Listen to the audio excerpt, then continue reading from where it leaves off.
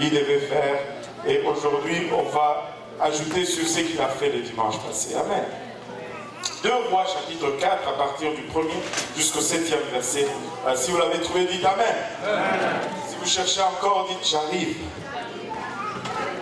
Alléluia. Bon, arrivé à l'écran, une femme d'entre les femmes des fils des prophètes cria à Élisée en disant, ton serviteur, mon mari, est mort, et tu sais que ton serviteur craignait l'Éternel. Or, le créancier est venu pour prendre mes 2 enfants et en faire ses esclaves. Élisée lui dit, que puis-je faire pour toi? Dis-moi, qu'as-tu à la maison? Elle répondit, ta servante n'a rien du tout à la maison qu'un vase d'huile. Et il dit, va demander au dehors des vases chez tous les voisins, chez tous tes voisins, des vases vides, et n'en demande pas un petit nombre. Quand tu seras rentré, tu fermeras la porte sur toi et sur tes enfants. Tu verseras dans tous ces vases et tu mettras de côté ceux qui seront pleins. Alors elle le quitta. Elle ferma la porte sur elle et sur ses enfants, lui présentait les vases et elle versait. Lorsque les vases furent pleins, elle dit à son fils, présente-moi encore un vase. Mais il lui répondit, il n'y a plus de vase. Et l'huile s'arrêta.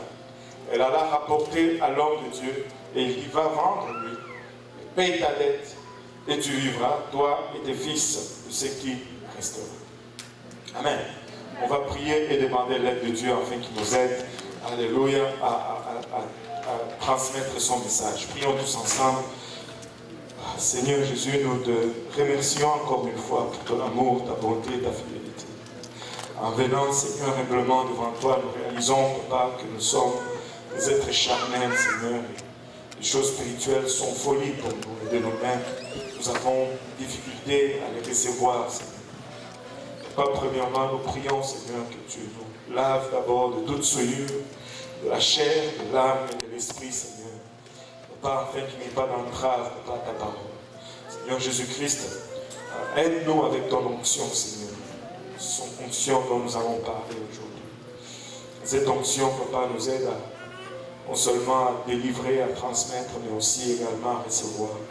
Et que cette parole puisse trouver une place dans nos cœurs où ça va germer, produire le fruit et que ce fruit nous conduise jusque dans la vie éternelle.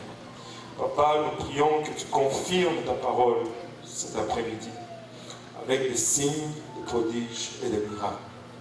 Au nom de Jésus, nous te prions. Avec l'action de grâce dans le cœur, nous disons tous au nom de Jésus. Pour nous battre nos mains pour le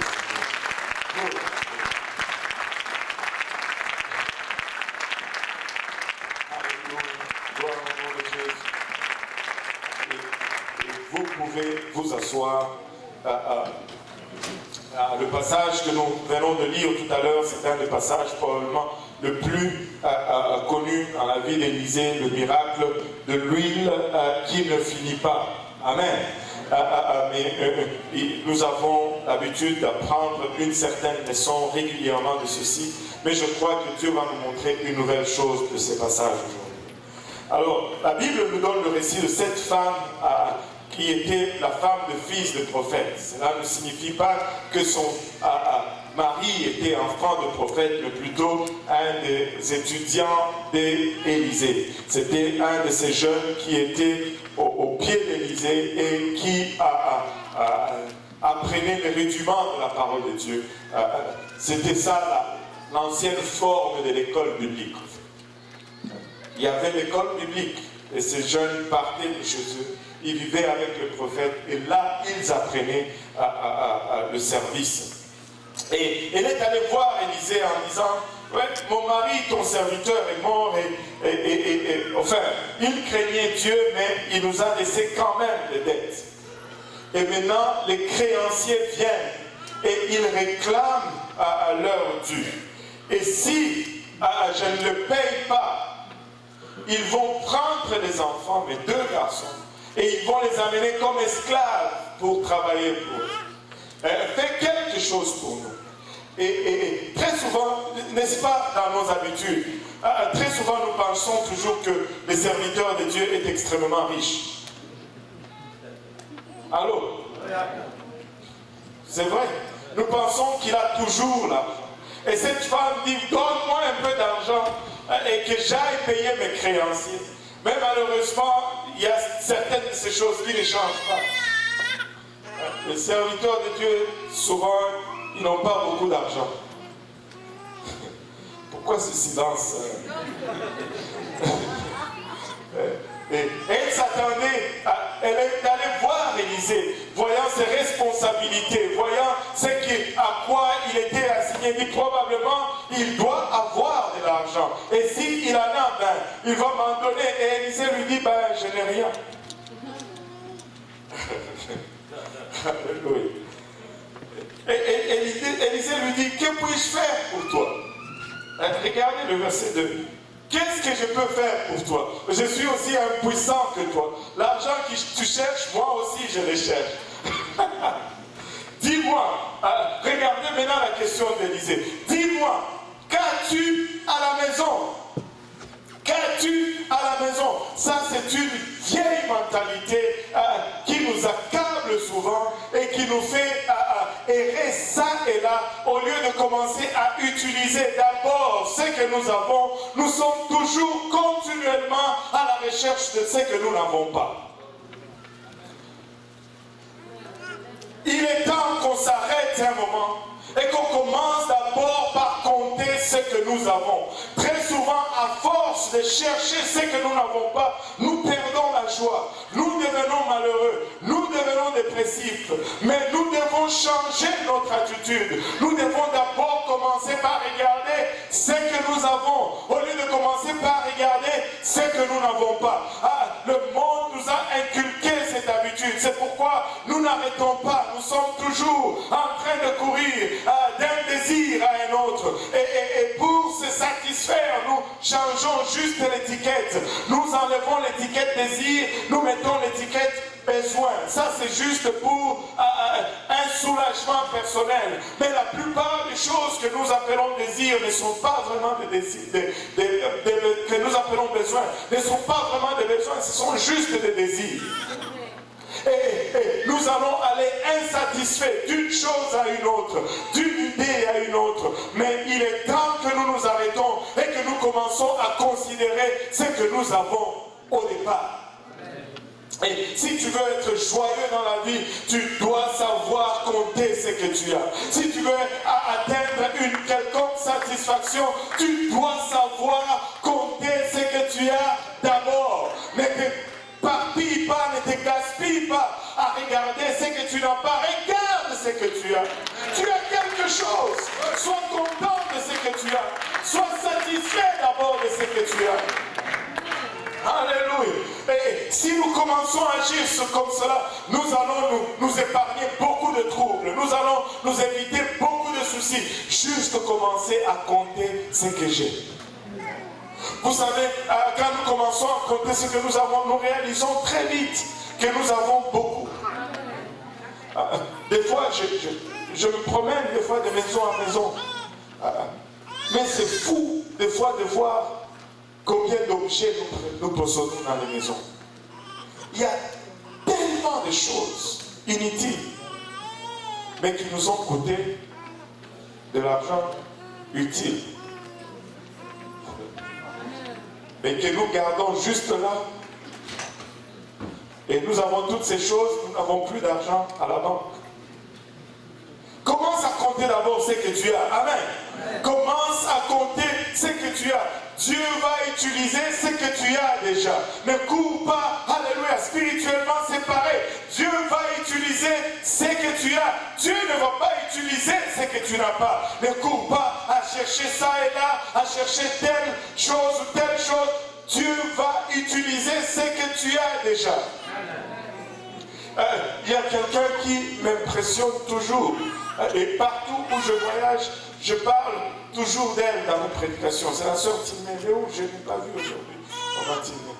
Elle doit être quelque part. Vous savez, c'est un exemple frappant et cinglant de Dieu qui utilise ce que tu as. Cette femme, la façon que je communique avec elle, je pense que c'est par l'esprit. Parce que moi, je ne comprends pas créole. Mais elle va parler un français avec beaucoup de créole. Mais moi, je veux juste comprendre ce que... Des fois, elle va me parler en anglais, ça va être quand même le créole. Mais j'arrive quand même à comprendre. Mais ce n'est pas ça qui est étonnant. C'est de la voir venir avec quelqu'un qui ne parle pas créole. Elle va ramasser un Africain, elle l'amène ici. Elle amène des fois des anglophones à l'église. Je ne sais jamais comment elle fait pour les évangéliser, mais je sais que Dieu utilise tout simplement ce qu'elle a.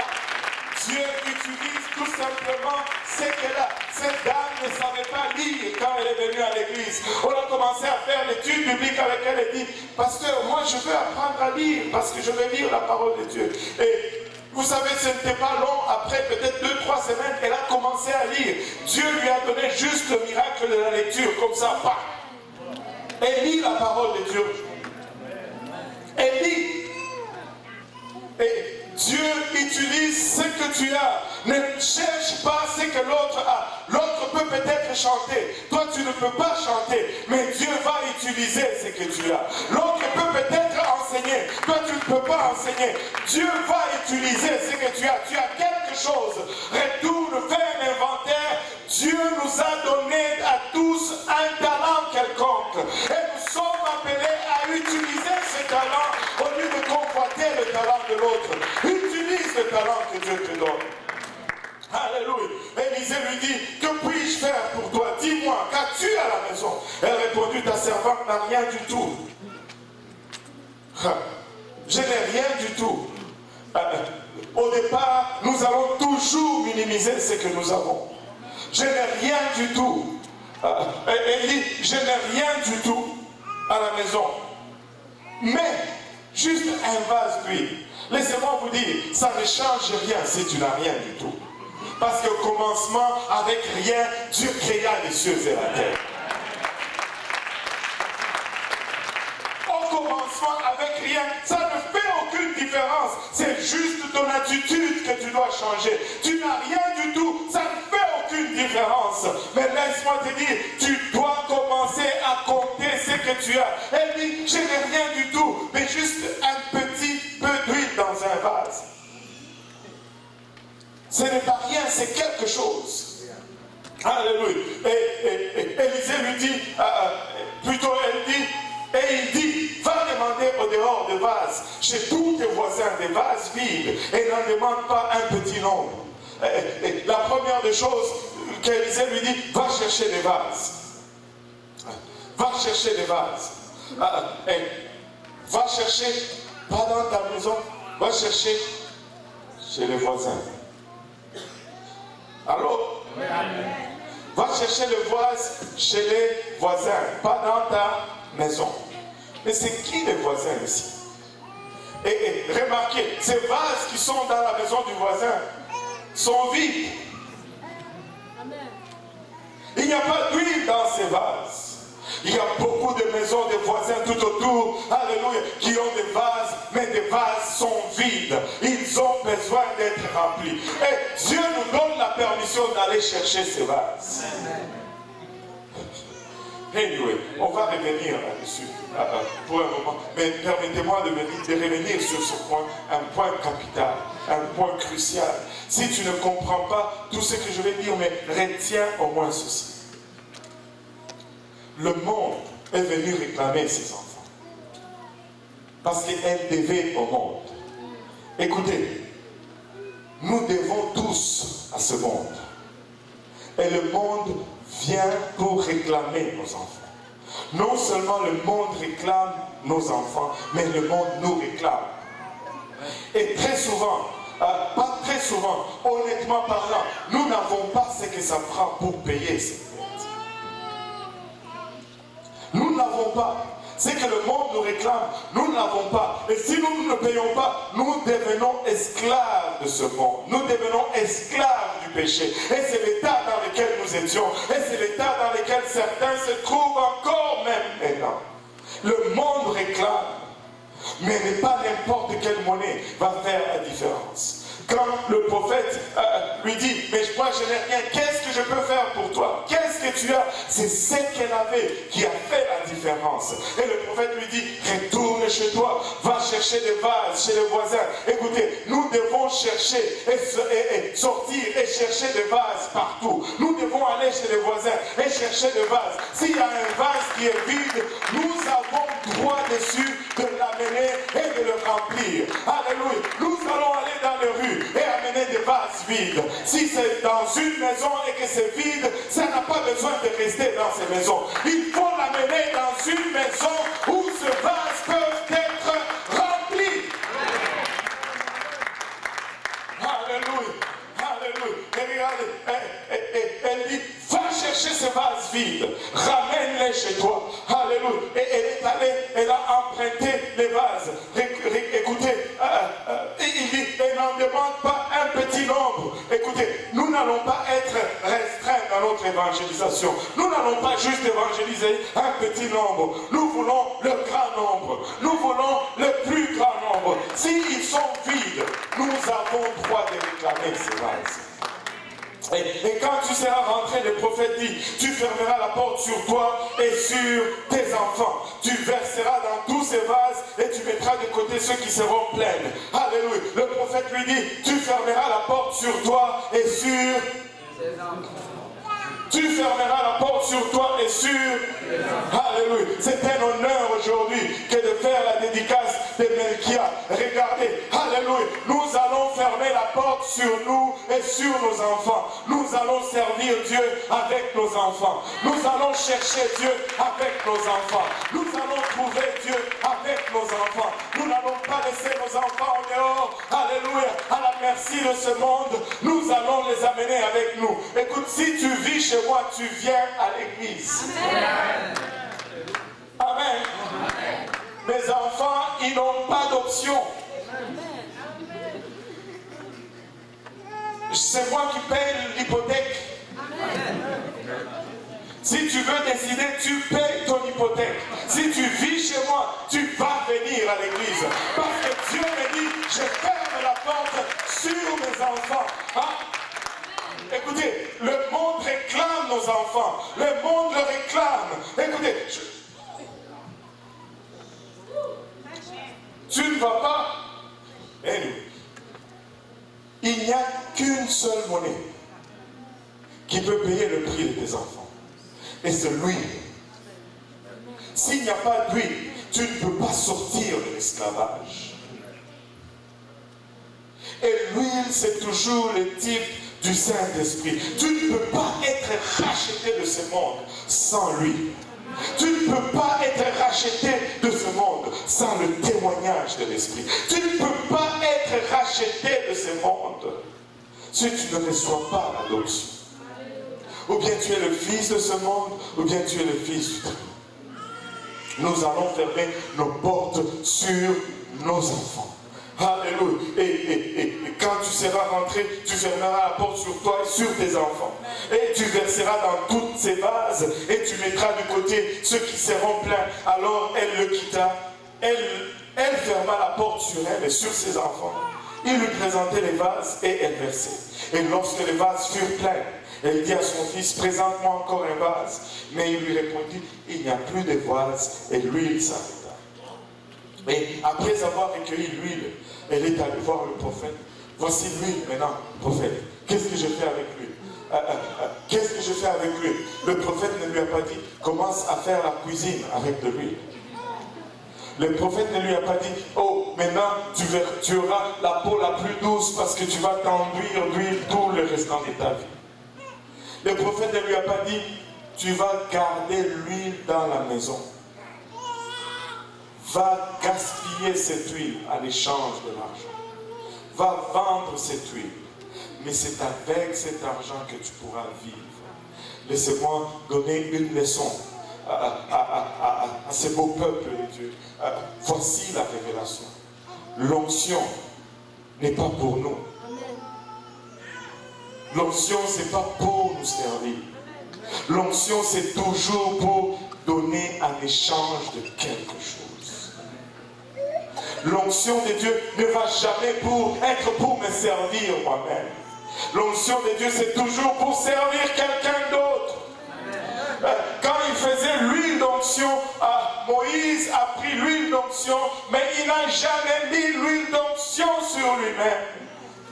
Il oignait toujours quelqu'un d'autre. C'est pourquoi tu as besoin de moi et j'ai besoin de toi. J'ai besoin d'être rempli d'onction pour te servir. Tu as besoin d'être rempli d'onction pour me servir. Je ne peux pas me servir avec mon propre onction. Alléluia. C'est pourquoi tu peux voir quelqu'un loin et tomber dans le péché quand même. Parce que l'onction ne te sert à rien. L'onction c'est pour servir les autres. Si tu recherches à être loin, c'est pour servir et non c'est servir. Et Dieu va nous oindre. Et pour servir les autres, Dieu va nous oindre. C'est pour rendre ministère. Alléluia. Alors que je suis loin, je rends ministère aux autres. Alors que les autres sont loin, ils me rendent ministère. Mais nous ne pouvons pas arriver à une place où nous n'avons pas d'onction. Nous avons besoin d'huile parce que c'est l'huile qui brise le joug. Sans l'onction, nous ne pouvons pas être rachetés de ce monde. Nous ne pouvons pas être rachetés.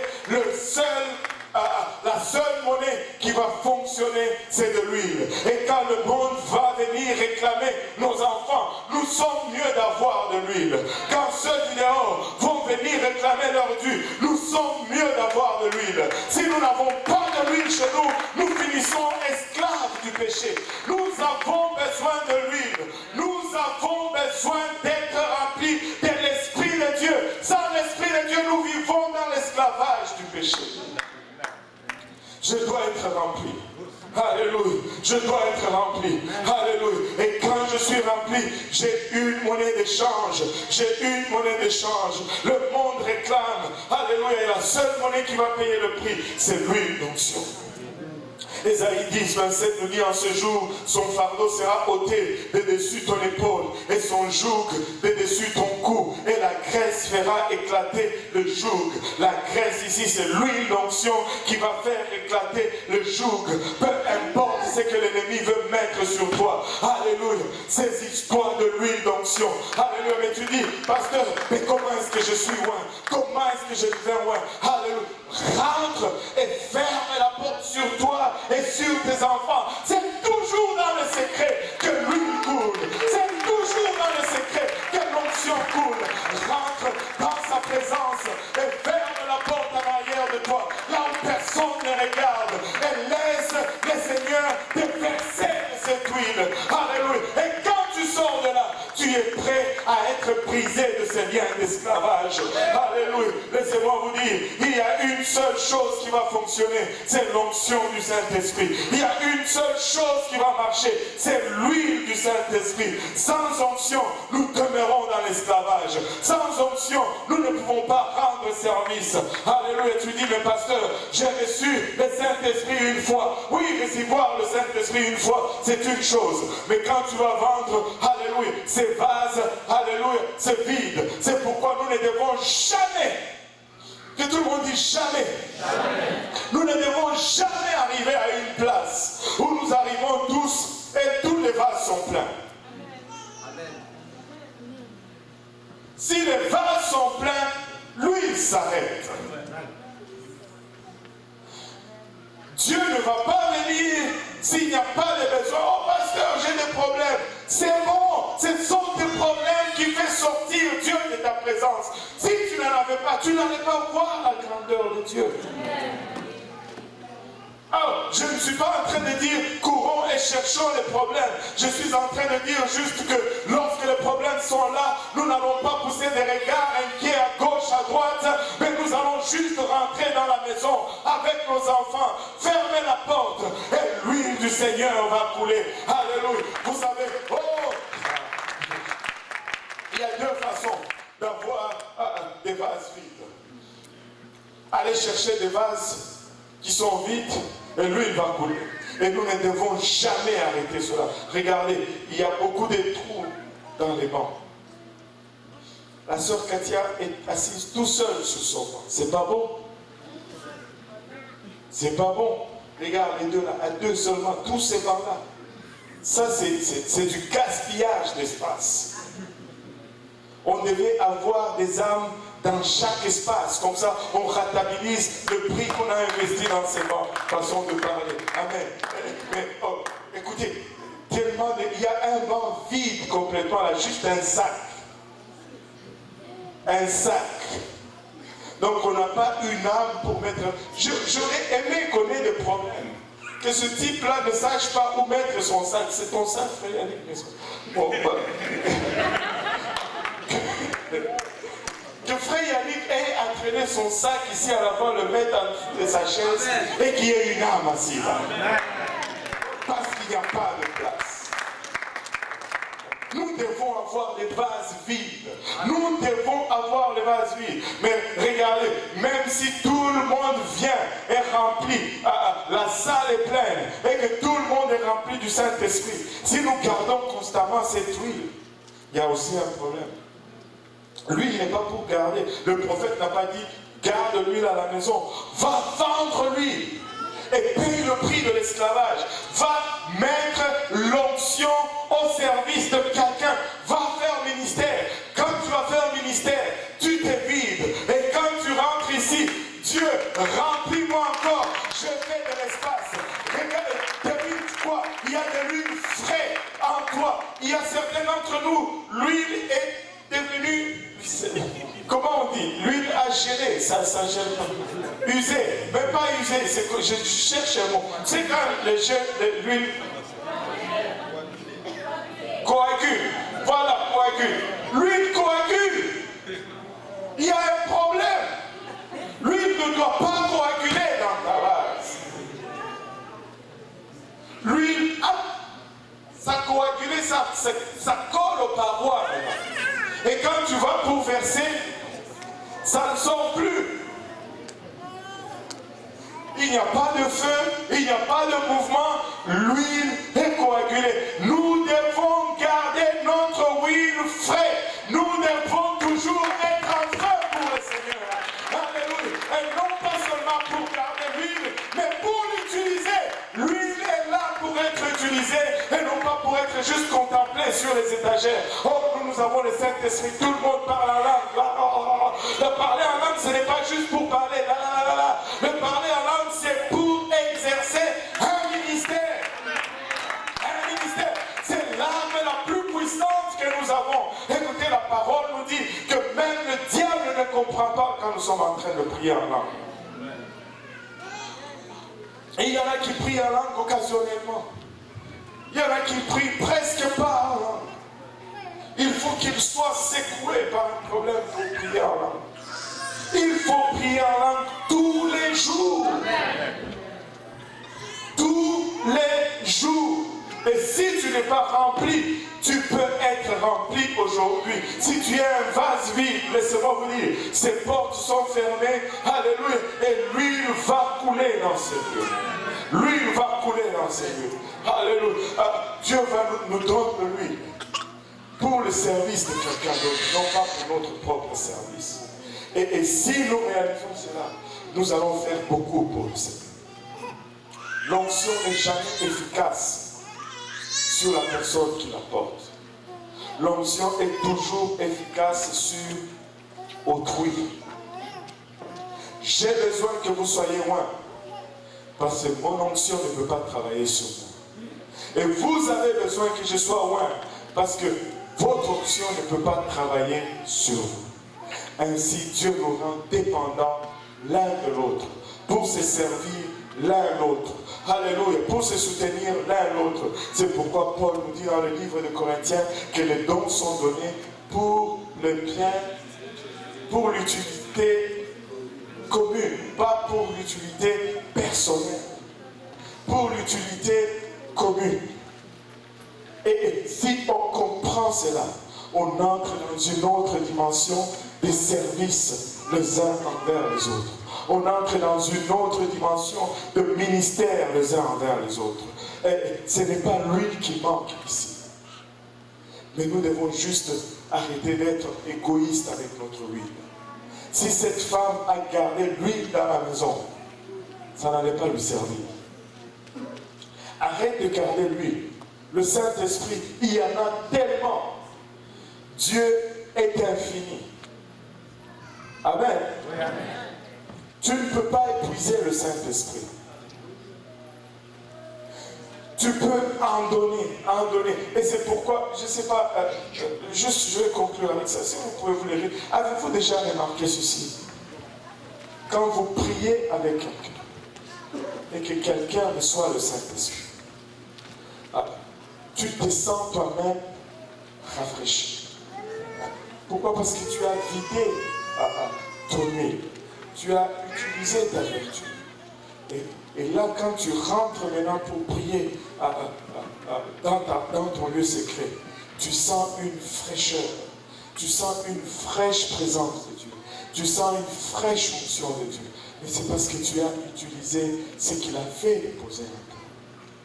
Et maintenant, tu es prêt à recevoir une autre. Notre huile doit être constamment fraîche. Et notre huile, ce n'est pas pour nous-mêmes, l'Église. Dieu nous appelle à être des serviteurs. Dieu nous appelle à sortir de notre égoïsme. Le monde réclame tout autour de nous comme esclaves. Et nous sommes les seuls à posséder la monnaie d'échange. Parce qu'il n'y a que lui qui peut racheter de l'esclavage. Sans lui, tu es esclave. Sans lui, tu es esclave. Et le livre de Romains nous dit ceci: si vous vivez selon la chair, vous mourrez, mais si par l'esprit vous faites mourir les actions du corps, vous vivez, car tous ceux qui sont conduits par l'esprit de Dieu sont fils de Dieu. Oui. Et il dit: vous n'avez point reçu un esprit de servitude, parce que lui brise l'esclavage, pour être encore dans la crainte. Mais vous avez reçu un esprit d'adoption par lequel nous crions Abba Père. Et l'Esprit lui-même, au verset 16, rend témoignage à notre esprit. Le témoignage de l'Esprit. Que nous sommes enfants de Dieu. Alléluia.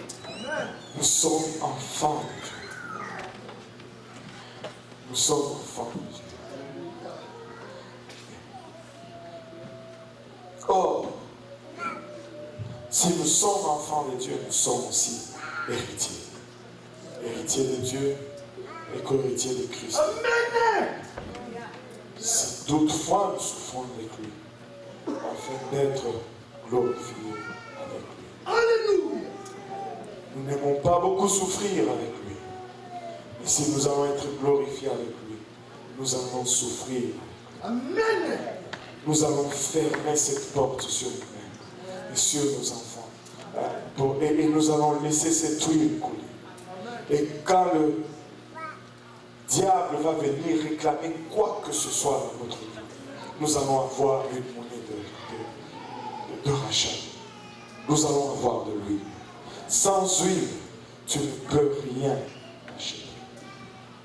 Alléluia. On peut venir avant pour un moment. Si vous êtes là et que vous n'êtes pas encore rempli de cette huile, vous pouvez l'être aujourd'hui. L'huile ne demande qu'un vase qui a besoin d'être rempli.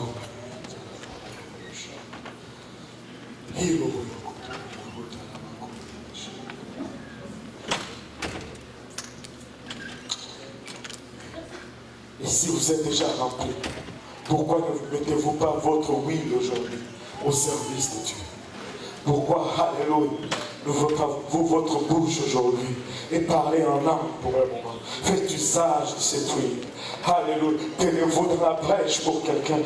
Cette huile ne va pas marcher sur vous-même, mais cette huile va marcher pour quelqu'un d'autre.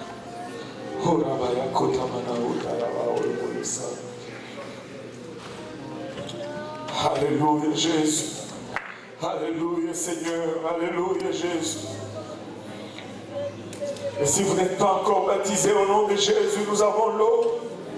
Nous avons des vêtements de réchange. Ça ne prend que votre obéissance. Dieu veut remplir nos vases aujourd'hui. Dieu veut nous habiliter à rendre service et à rendre ministère aujourd'hui. Et c'est seulement avec l'huile que nous pouvons racheter. Sans huile, il n'y a aucun pouvoir de rachat. En élevant nos voix vers le Seigneur, Église, pouvons-nous gaspiller notre huile pour un moment, Seigneur?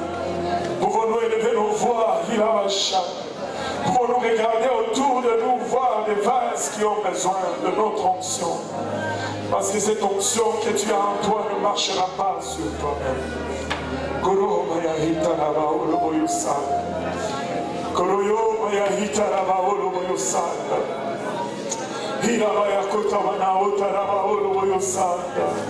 Alléluia Jésus.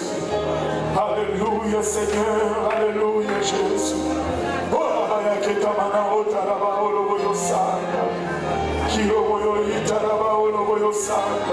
Alléluia Jésus. Alléluia Seigneur.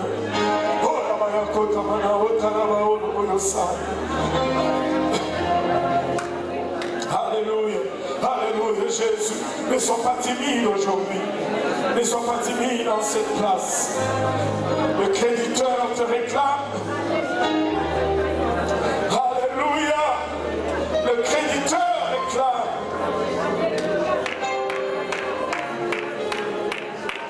Alléluia Jésus.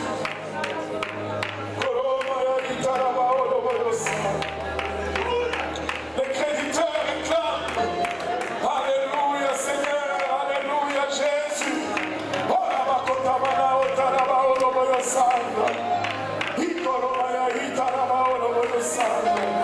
Oui Seigneur, oui Seigneur, nous n'avons pas reçu un esprit de crainte.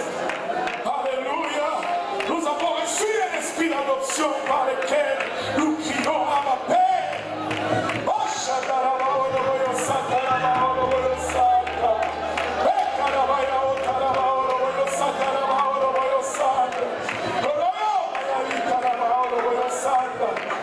Oh oui Seigneur.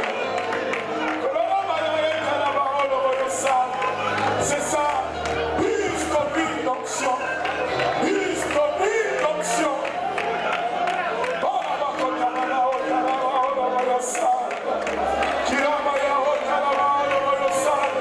Il y a des vases qui sont en train d'être remplis en ce lieu. Il y a déjà une personne qui parle en langue comme l'esprit du homme de s'exprimer. Dieu est en train de remplir de vases aujourd'hui. L'huile pour l'usage du ministère. Alléluia.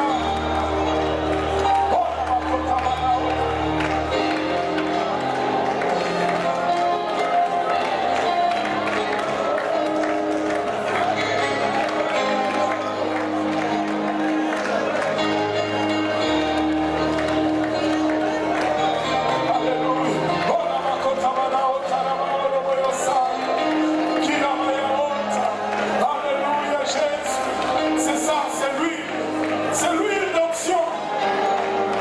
C'est l'huile d'onction. C'est l'huile d'onction qui brise le jour. C'est l'huile d'onction qui brise le jour. C'est l'huile d'onction qui brise le jour.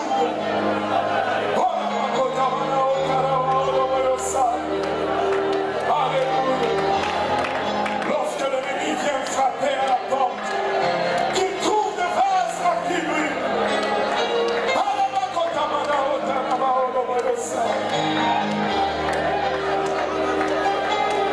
Alléluia.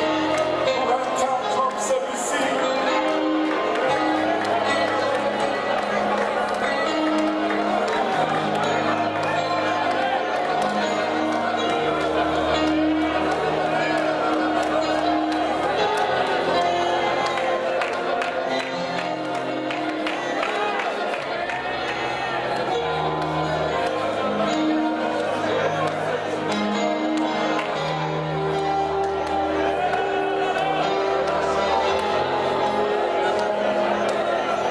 Alléluia Jésus. Alléluia Seigneur. Tu n'as rien à chercher en dehors. Lui il est déjà dans la maison.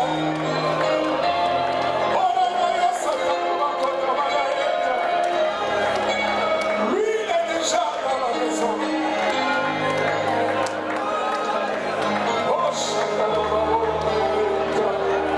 Alléluia Seigneur.